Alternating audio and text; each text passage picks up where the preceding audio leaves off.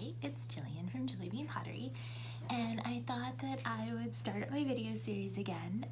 It's never been very consistent, so hopefully, hopefully it will be this time. But I wanted to share something kind of seasonal with you guys today, which is how to make a clay pumpkin. Now, there are many ways to make a clay pumpkin. You can hand build them, you can throw them on the wheel, you can do lots of things.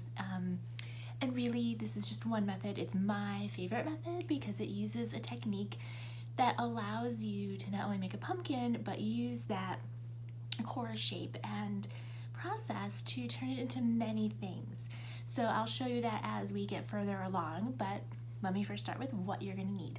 So you're gonna need some clay. I would recommend, if this is your first clay pumpkin, because we are going to be using a pinch pot method, and if pinch pots are new to you, I would use a smaller amount of clay, maybe a pound total, maybe a pound and a half.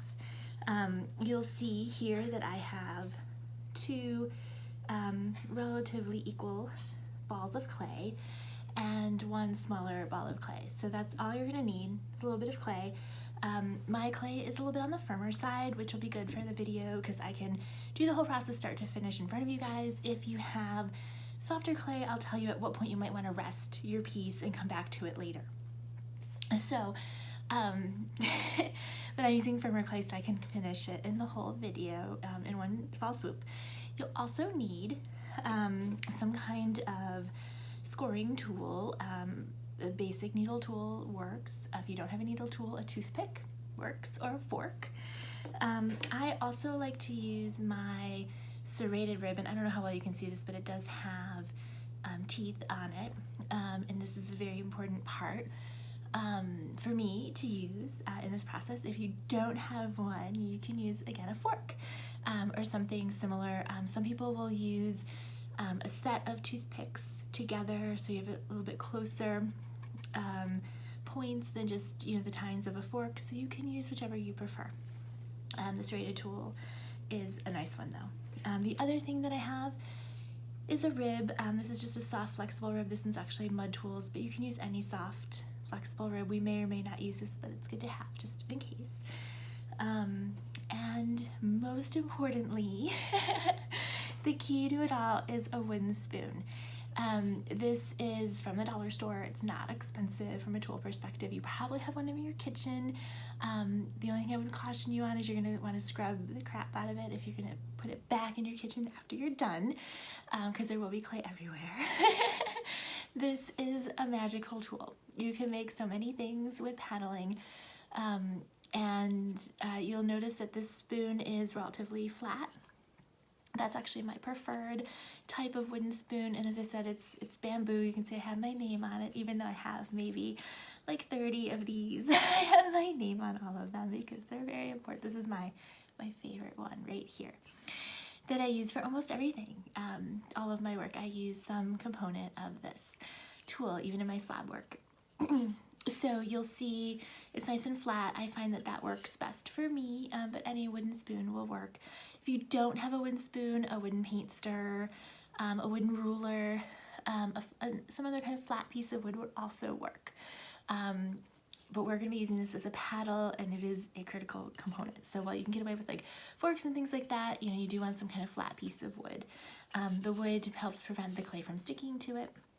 So that's why it's important that it's wood versus like plastic or something like that. The other thing I did use is a wire tool. This one's a Mud Tools, but any wire tool will work to, pull out my clay from my bag. That's probably a given for those of you who are potters.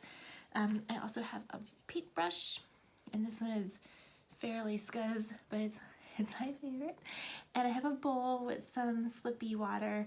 We're gonna be using this to join pieces. I just throw my scraps in here, add water to it. When it dries out, I add more water, and it's nice and scuzzy and gross and gets moldy and smells occasionally, and you start over, but it's good go-to, and this is just a cheap bowl. So a container with watery slip, scuzzy brush. You can also use other things, but I like the scuzzy brush. You can see this one's, if I can hold it up correctly, it's extremely well used and perfectly awful. So this is a great project for those of you who have young kids to do with kids. You can do this with air dry clay. You can do this with any kind of clay. I am using a dark red clay today because I don't have to glaze it then if I don't want to, and I can use such a great color as a starting point. It'll look like a great pumpkin without it. If you use an air dry clay and you have kids, you can definitely paint it after that. So there's so many ways you can take with this. You don't even need, a special clay. The other thing that I would say is if you are doing this with younger folks, or if this is your first pinch potting experience, or you're newer to pinch potting and you don't have the hand strength built up, use a softer clay. And at one point I'm going to tell you where to stop and rest your project and come back to the rest of it. So don't worry. Let's get started. So we're going to take our ball of clay, and if you've never pinched pot, ball of clay, thumb. Okay, you're going to stick your thumb in the clay. And for me, it's going to be a little bit firm because I picked a firmer clay. And then you're going to do a pinching motion like this. So my clay thumb is inside, and I'm going to be pinching around. So I'm going to pinch, pinch, pinch. And as I said, because this is all hand strength, you may find that it's more difficult. Once you get the opening a little open, you can use both hands at the same time. And you can pinch, and that'll help. Now, the one key to pinch potting is consistent wall thickness. So how do you do that? When you're doing this pinch pot and you're at this stage, you want to first focus on, as you're going around, on this bottom part, because once this pinch pot gets too big, we might not be able, our hands are only so big, we might not be able to reach that bottom. So we're going to get the bottom part, and then slowly move our way up. Now, a lot of you are going to look at these cracks and imperfections and go, oh my God, don't worry. All will be okay. So we're just going to pinch. And if this is your first pinch pot project, the one great thing about this is because it is a sculptural pumpkin, it's not, end of the world if it's perfect. The wartier, the better, in my opinion, for pumpkins. And my clay is not the best right now because I picked some firm clay to make sure I could go start to finish. But you're going to pinch this out. Use some hand strength, a little bit of muscles, build those fingers up. And you can see mine looks pretty nasty. That's okay, that's how it should look, okay? So what you want to do is, as you get a little bit bigger, you want to kind of feel around. You'll start to feel between your two fingers, where it's thinner, where it's thicker, and you can make adjustments, okay? Once you have that, you're going to set that to the side. I like to set mine like this, especially if it's a softer clay. Set it like this. This is actually one of the a dome is actually one of the strongest structures out there, natural structures. So like when they make houses, I met an artist many years ago who volunteered and helped with a company that made basically big ass coil houses. Pardon my language. You're showing this to kids, but really huge coil houses. And that's what it is because they start up with these coils of mud, right, and tubes, and they go up and up and up, and they don't need any structure inside because it is all resting on each other. It's actually one of the strongest structures out there. So interesting, thing to kind of look into if you're curious. So once we have this, we're going to set this to the side for just a moment, and we're going to pinch our other one out. It's important that these two balls are approximately the same size because they're going to be two halves of the body of our pumpkin. So we don't want them to be completely unequal. And what will happen is, as we pinch this out, because we're starting with relatively equal size pieces, we're going to be ending up with relatively equal size diameters of this part. And it doesn't have to be perfect, so don't get caught up in that. They just need to be close. And I'm going to show you, we will walk through how to do it. Now, the one thing I'll say is when people first start pinching, sometimes they go pinch, pinch, pinch, pinch, pinch, and boom, they have a flat pancake. And you wonder, like, how did that happen? How did I go flat, Jillian's was nice and round and bowl shape. And the reason for that is that, you're pinching out, right? Bowls are one of the easiest things to make because the clay naturally wants to expand and you're naturally expanding it. And it's really, really easy to go too far with that. So if you do find that that tends to be where you're going, then what you want to do is instead of pinching out, pretend you're pinching in, okay? Tell yourself, tell your hand, you're pinching in, okay? You're pinching to the center because it's naturally, as you thin the walls, going to go out, right? Because you're expanding it, you're making it less thick, you're making it thinner, so it's naturally going to have to go somewhere. But if you tell yourself you're pinching in versus pinching out, it will naturally keep that more upward motion, right? You're going to overcompensate by thinking this, and it'll naturally do this versus that or that. So just a little tip, it's all subliminal, right? Our hands do what we want them to do or tell them to do. And they don't realize, right? You're going to be so concentrated on pinching out, making it look like mine, that you're going to go flat. And I see it all the time. For those of you who don't know, I used to teach many classes in hand building and clay at one point in my life. And I've seen it so many times. So just a little tip and trick. Now that we have our two halves, you can see mine are not exactly perfect, but they come awfully close. Yay! So, so you're going to take this, and you're going to take your scoring tool, and you're going to score. And all I'm doing is, those of you who are new to clay, I'm just hatching all along here. You can even use this if you prefer. It's a little bit faster method of scoring. So I love my serrated rig.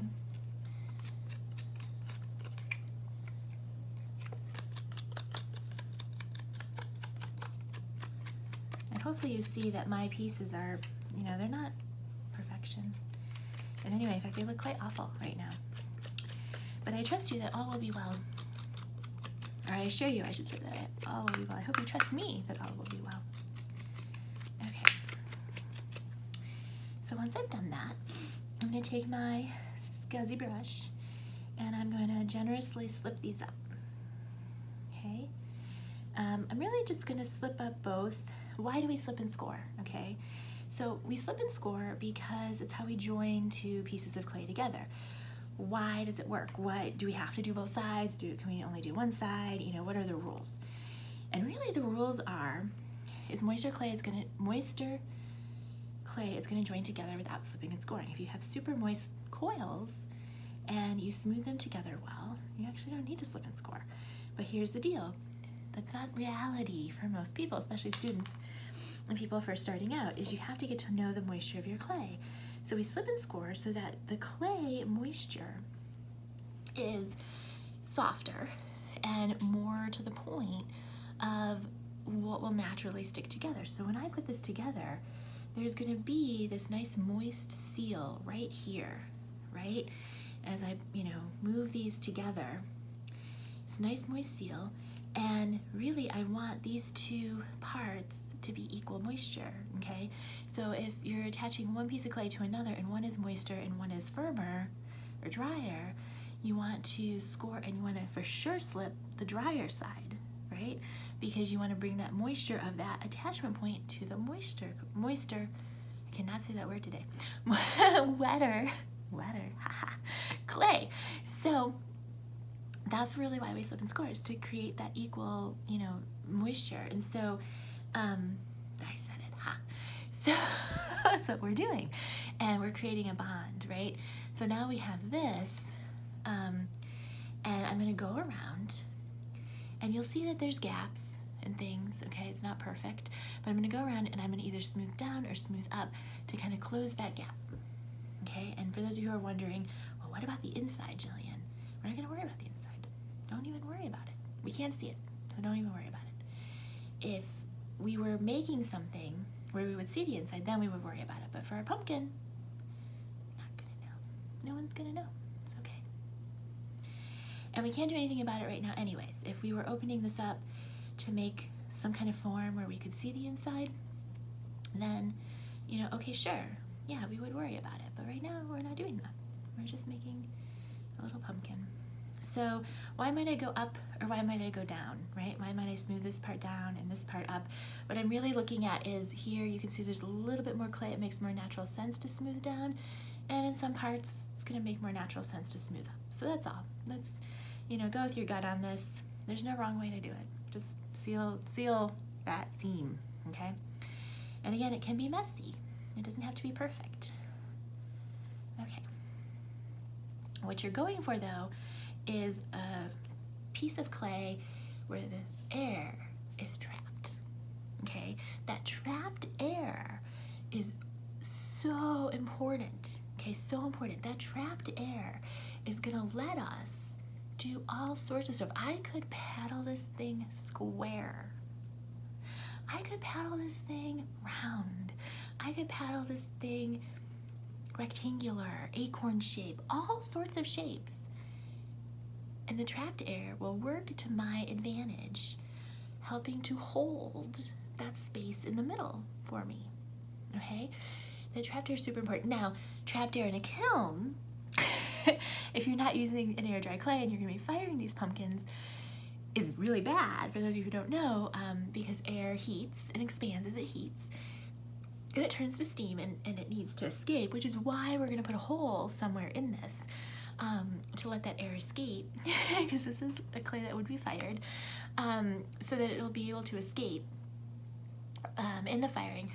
But right now we're using it. So this is the point, if you remember, I was gonna tell you, this is the point where your pumpkin piece, if you have really soft clay, you're getting to the point where you might need to let it rest, okay?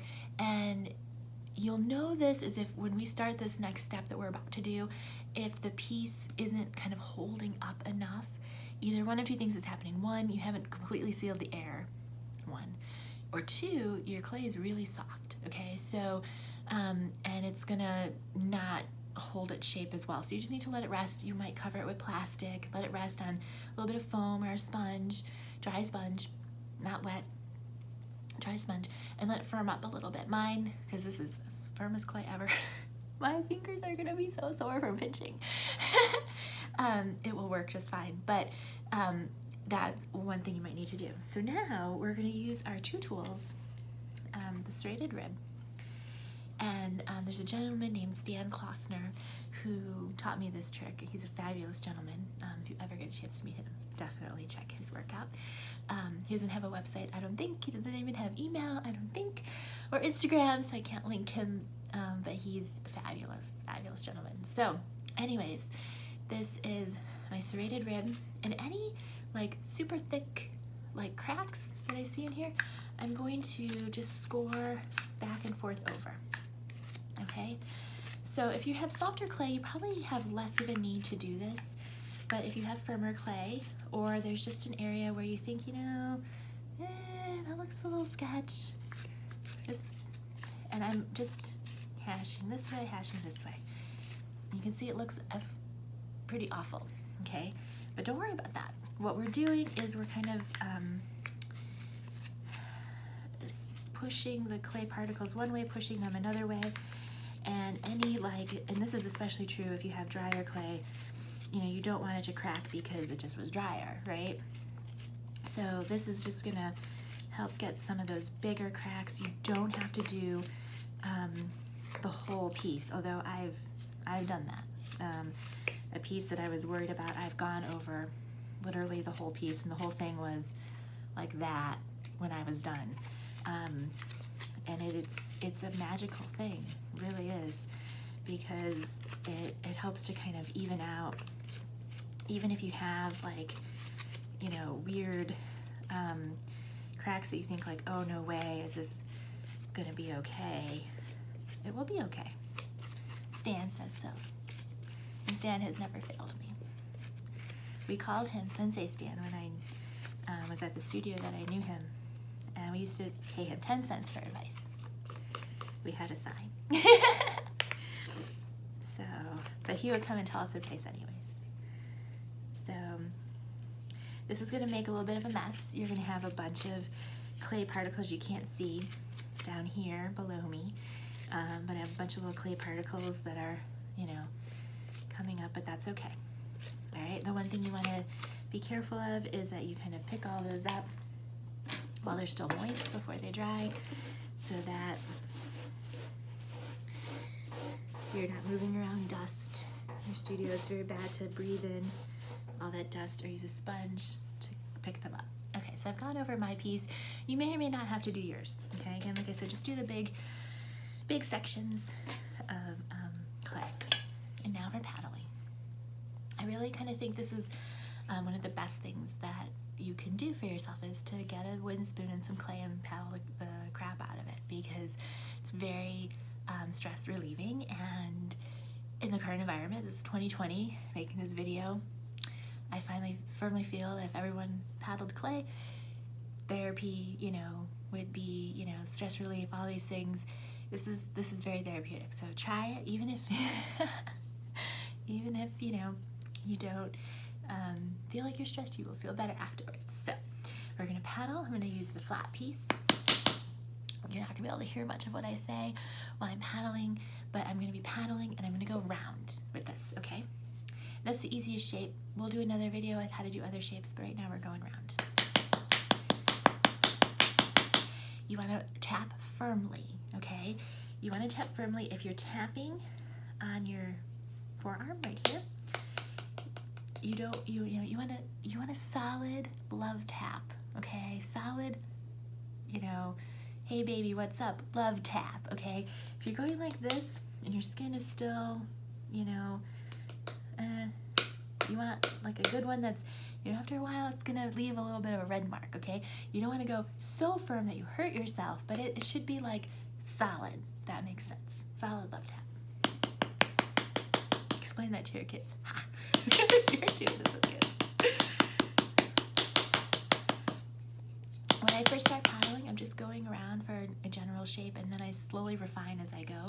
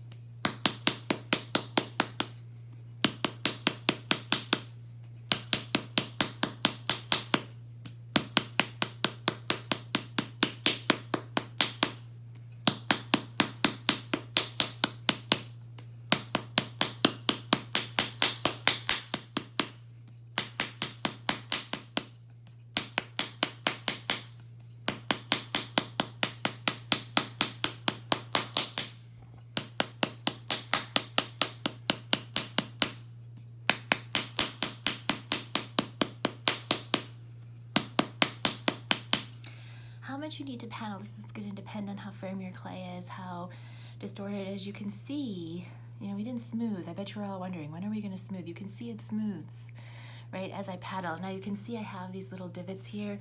This where you might go over a little bit again, with your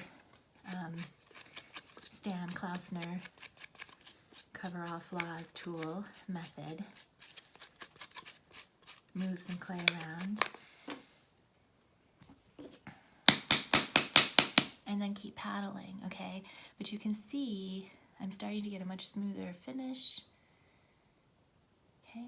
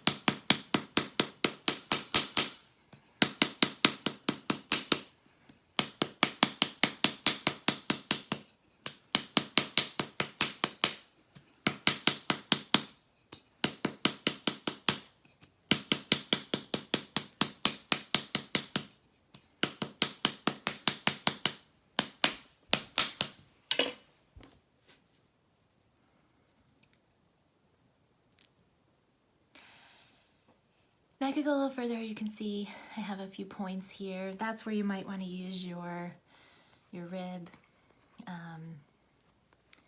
and smooth. You may, depending on the softness of your clay, need to do more of this or less of this. You know, if you're using a softer clay, you're going to have more options in terms of shaping and things like that, just because you'll have, you know, some more flexibility. And this is, like I said, where you may rest your clay, okay? If this is super soft, you can feel, like I can feel, this is the coolest part of this whole project. I can feel the trapped air. I can feel it when I go, you know, press. I'm putting a fair amount of pressure on this. I can feel the trapped air. It is so fun to be able to feel that and know it's there and can do lots of things. Because my piece, you know, is so firm, I can really take this to a lot of ways. And this is where, you know, we've done this component, and this is the starting point of so many things, okay? This right here is a starting point of so many projects. You could go square with this. You could go, I've made great seed pod rattles with this. That might be another video. Those are so fun to make. But you can see, you can go so many ways with this, right? And you can see I smoothed a little bit here, but most of that smoothing was the paddle, right? The paddle. And I don't know if you enjoyed all that, you know, paddling, because I was the one doing it, but it's, you know, whacking the crap out of something is so therapeutic. I don't know about you, but I love it. So definitely recommend it. And you can see I'm fairly round at this point. You know, not perfect. It's gonna be a pumpkin, so I'm not gonna get too caught up in it, but it's fairly round at this point. Now, because this is the point where you might want to wrap this in plastic and put it aside to rest. It might even be till the next day. Make sure you wrap it in plastic to let it dry slowly. I would rest it, especially because it's round, on something soft like a dry, you know, sponge or foam or something like that. Or even if you don't have that, like make a little nest with plastic, you know, maybe in a plastic bowl or something, a little nest of plastic to help it keep its round shape. This is the starting point, okay? We're gonna make a pumpkin the rest of this video, but you can also make a jar. Okay, you can make a jar. This is this, with little feet and a knob, and some adjustment on this part, right? And I, smoothed that inside seam when I opened it up. I did that. I did do that. Told you didn't matter unless we opened it up. This.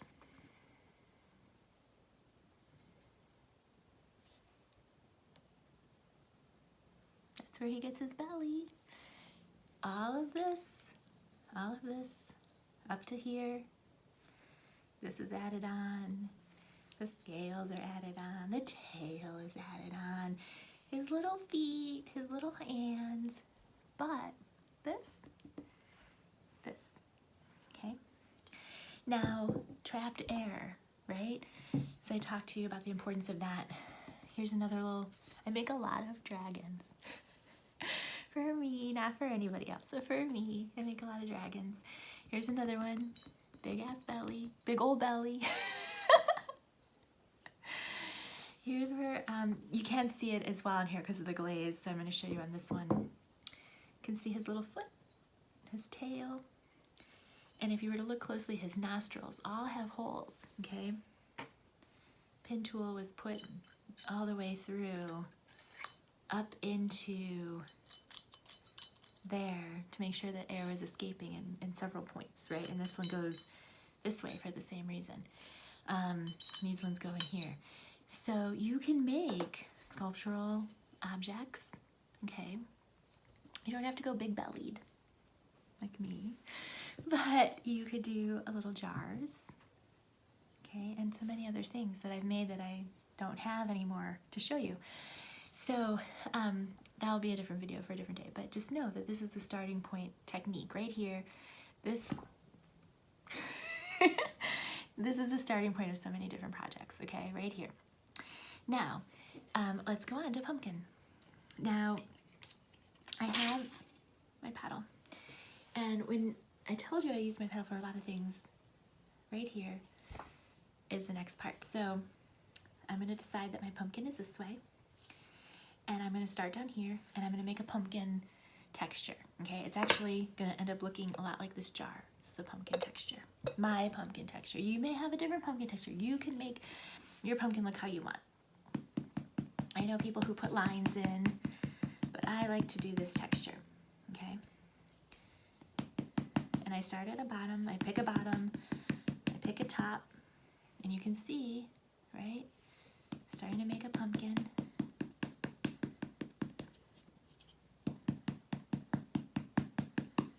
I'm hitting it nice and firm, and I'm hitting it in the round.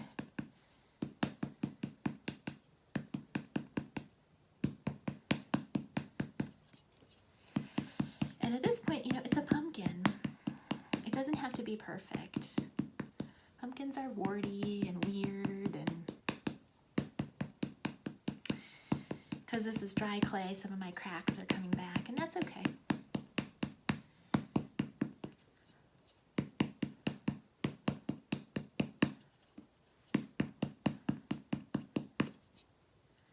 So now that I've started to do this, I'm gonna take this and I'm gonna flatten my pumpkin a little bit, okay? Put a little divot in here and a little divot down here, because that's, you know, if you've ever looked at a pumpkin where the stem comes out, and even the bottom, there's like a little divot.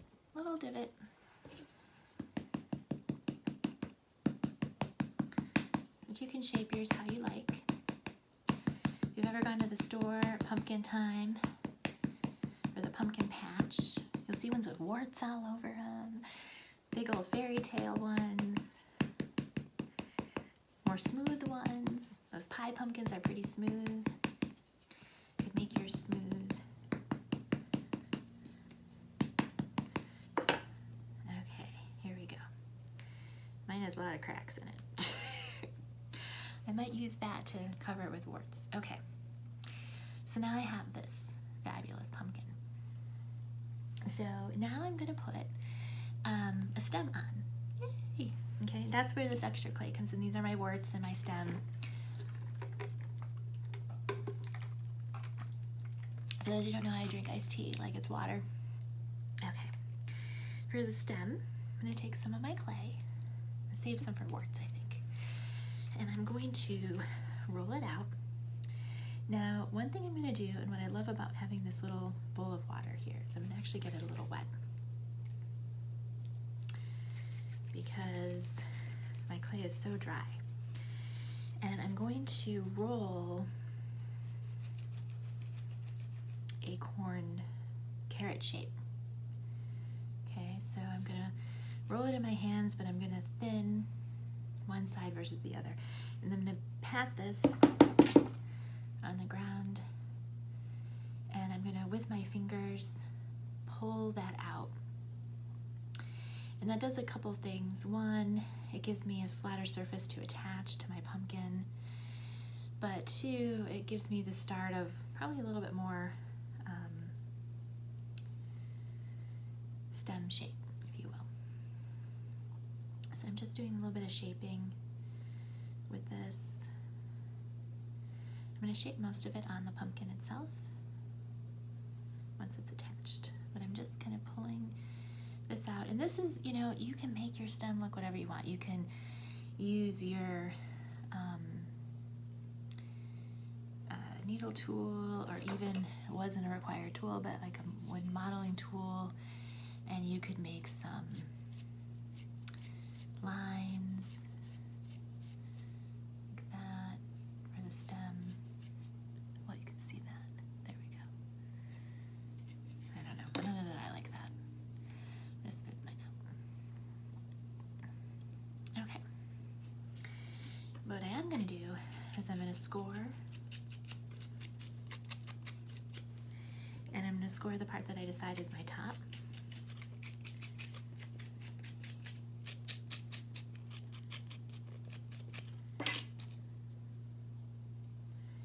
gonna slip.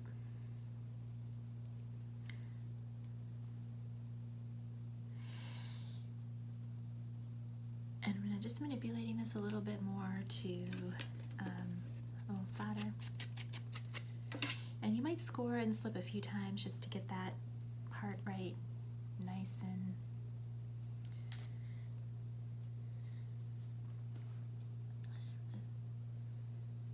that on.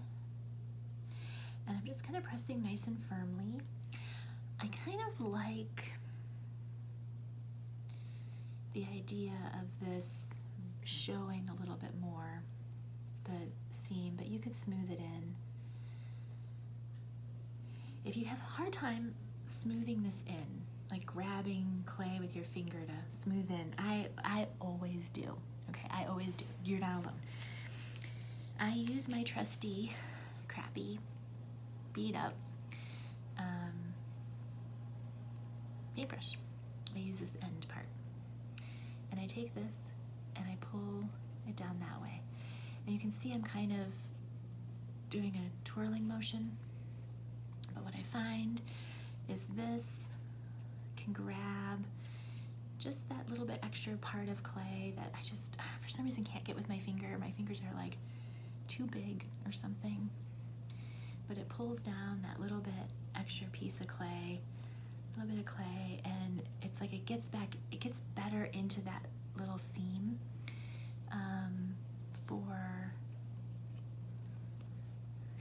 hopefully you guys didn't see that. I just got a text message. It was weird.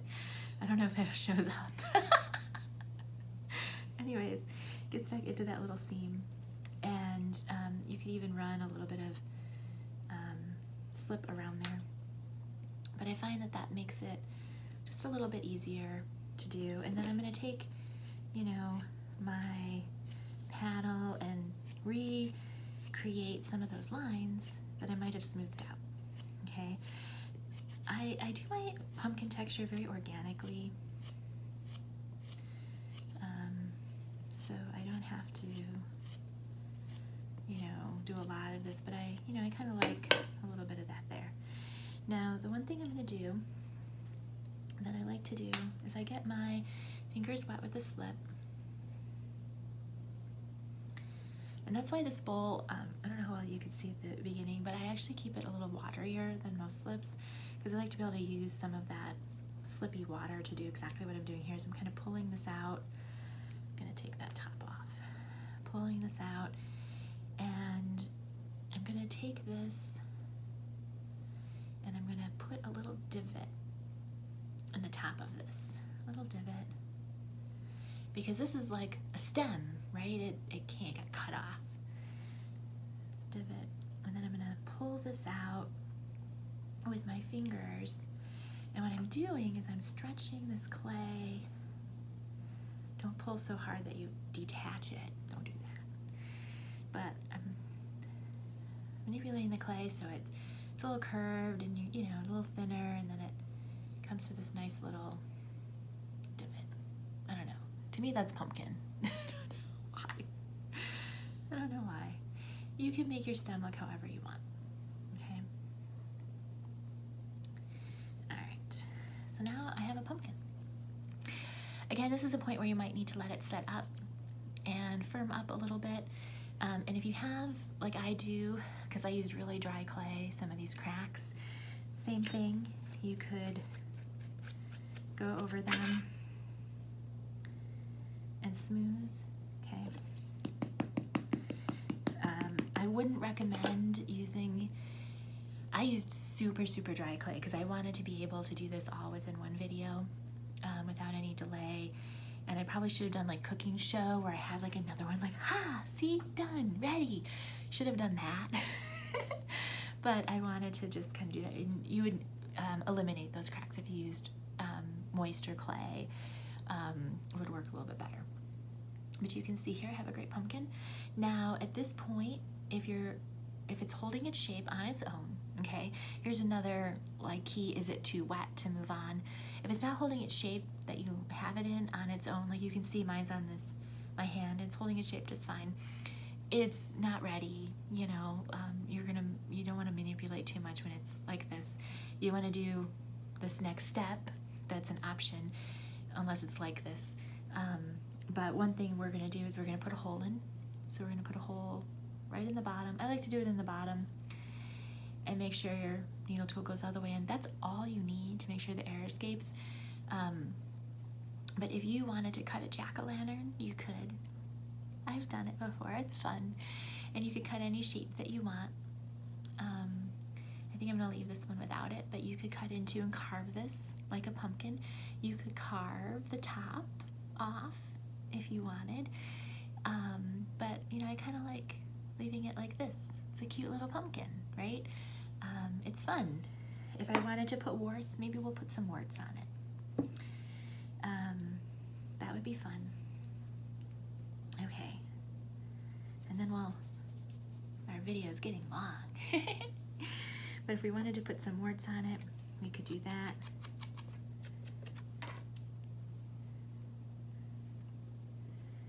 You want to slip and score both sides.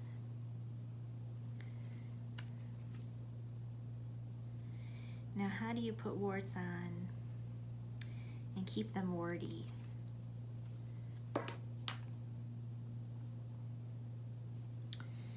So it's the same thing.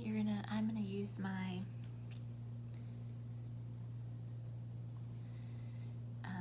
paintbrush, because I find same thing, that really gets into there. And you want the warts not to be these just balls necessarily on top. You want them to be coming out of the pumpkin. That's what they look like. If you go to the pumpkin patch and you get warty pumpkins, that's what they look like. Could you use other things for this? Sure. Say you don't have an old beat up paintbrush like me. I feel for you, because I live with mine. Mine is the best. Okay. I love it. Oh my God, so great. You could use this. You could even use a toothpick or something skinnier if you needed to, but then you could attach little warts, you know, all over the place. That would be really fun too. So, fun Halloween project. Don't have tons of time left, but we'll come back at a later date and do things like jars and other fun things. So, enjoy, guys.